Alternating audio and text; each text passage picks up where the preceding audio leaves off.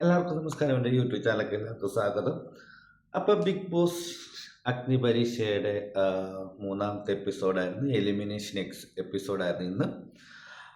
അതേക്കുറിച്ച് ഇന്നത്തെ എപ്പിസോഡിനെ കുറിച്ച് പറയുകയാണെങ്കിൽ കുഴപ്പമില്ലാത്തൊരു എപ്പിസോഡായിരുന്നു. എലിമിനേഷൻ ചെയ്യാൻ വേണ്ടിയിട്ട് ഒരു ടാസ്ക് കൊടുത്ത 4 ഗ്രൂപ്പായിട്ട് ഈ 40 പേരെ 4 ഗ്രൂപ്പായിട്ട് തിരിച്ചു. അതിൽ നിന്ന് ഓരോ ടാസ്ക് കൊടുക്കുക. ആ ടാസ്ക് എന്ന് വെച്ചാൽ ബസർ അടിച്ചിട്ട് ടൈമിങ്, അതായത് ഒരു 1 മിനിറ്റ് കൊടുത്തിട്ടുണ്ടായിരുന്നു. അത് ബസർ ഏറ്റവും കൂടുതൽ ടൈമിങ് കിട്ടുന്ന ആൾക്കാരായിരിക്കും വിജയിക്കുക, ഏറ്റവും കുറവ് ടൈമിങ് കിട്ടുന്ന ആൾക്കാർ തോക്കുന്നതായിരിക്കും. അപ്പം അങ്ങനെയാണ് അതിൻ്റെ ടാസ്ക് ചെയ്തത്. കാരണം അങ്ങനെ ഓരോ ഗ്രൂപ്പായിട്ട് വന്നിട്ട് അങ്ങനെ ഓരോ ടൈമിങ് ഒന്ന് ബസർ അടിക്കുക, നമ്പർ മാറുമ്പോൾ ഒന്ന് നിൽക്കുക. അങ്ങനെ ഏറ്റവും കൂടുതൽ 60 മിനിറ്റിൽ ഏറ്റവും കൂടുതൽ വരുന്ന ആൾക്കാരായിരിക്കും വിന്നറാകും. അങ്ങനെ വന്നപ്പം ലാസ്റ്റിലത്തെ ഒരു ഗ്രൂപ്പ് ഏറ്റവും കുറവായിരുന്നു, എനിക്കൊരു 33 സംതിങ് എങ്ങാണ്ടുള്ളായിരുന്നു പോയിട്ട്. അവരാണ് എലിമിനേഷനായത്.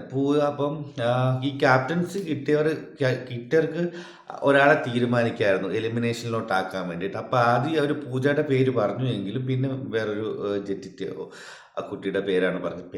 ഇത്രയും പേരുള്ളതുകൊണ്ട് പേര് ഓർത്തിരിക്കാൻ ഭയങ്കര ബുദ്ധിമുട്ടാണ്.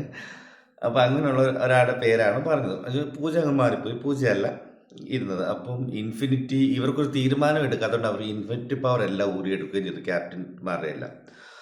ഇപ്പം എന്തോ അങ്ങനെ ആയിട്ട് അങ്ങനെ 4 പേര് ഔട്ടായി പോയിട്ടുണ്ട്. 2 പെൺപിള്ളേരും 2 ആൺപിള്ളേരുമാണ് ഇന്ന് ഔട്ടായി പോയത്.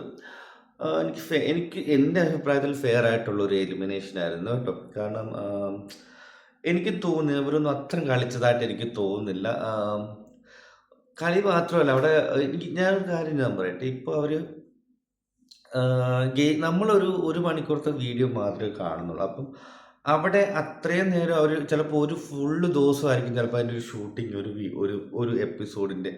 അപ്പോൾ അവിടെയൊക്കെ ആക്റ്റീവായിട്ട് അവർ പേഴ്സണലായിട്ട് നോക്കുക. അവിടെയൊക്കെ ഗെയിമിനകത്ത് മാത്രമല്ല, അല്ലാതെ ആക്റ്റീവായിട്ട് നടക്കുന്നതും വർത്താനം പറയുന്നതും എങ്ങനത്തെ ആൾക്കാരാണെന്നൊക്കെ അവർ നോക്കിയിട്ടാണ് ഇത് മാറി കൊടുത്തേക്കുന്നത്. നമ്മളിപ്പം ജഡ്ജസിനൊന്നും വിലയിരുത്താറായിട്ടില്ല. കാരണം നമ്മൾ ഈ ഒരു മണിക്കൂർ എപ്പിസോഡ് കണ്ടിട്ടാണ് ഇവരെ വിലയിരുത്തുന്നത്, അല്ലേ? അപ്പം ചിലപ്പോൾ നമുക്ക് വീഡിയോയിൽ എപ്പിസോഡ് ചിലപ്പോൾ അവർ ആക്റ്റീവായിട്ട് കാണണമെന്ന് വരാം. പക്ഷെ അത് ഓഫ് ഷൂട്ടിങ്ങിൽ, അതായത് ഷൂട്ട് ചെയ്യാത്ത സമയത്ത് ആ സ്റ്റേജിൽ അവരുടെ ബിഹേവിയറും കാര്യങ്ങളൊക്കെ അവർ നോട്ട് ചെയ്യുന്നുണ്ടായിരുന്നു. കാരണം ബിഗ് ബോസിലും അങ്ങനെ തന്നെയാണല്ലോ, ഫുള്ള് കാണിക്കുമല്ല അവർ ഒറിജിനൽ ക്യാരക്ടറും കാര്യങ്ങളും അവരെങ്ങനെ ബിഹേവ് ചെയ്യുന്നതെല്ലാം കാണിക്കും. അതിൻ്റെ ഇടയിൽ പൂജയ്ക്ക് മറ്റേ പുള്ളി രാജേഷിനോടൊക്കെ നീ ഇറങ്ങി പോടാന്നൊക്കെ പറഞ്ഞു. അപ്പം അഖിൽമാരൻ അവളെ വഴക്കൊക്കെ പറഞ്ഞിട്ടുണ്ട്. ആ കുട്ടിക്ക് എന്താണെന്ന് എനിക്ക് മനസ്സിലാകുന്നില്ല. എന്തായാലും ഞാൻ പറഞ്ഞില്ല, ജഡ്ജസിന് നമ്മൾ ഇത് ചെയ്യാൻ ഈ പ്രൊമോയിൽ കാണിക്കുന്നതിൻ്റെ കൂട്ടൊന്നും ആയിരിക്കത്തില്ല, ഒറിജിനലായിട്ട് വരും.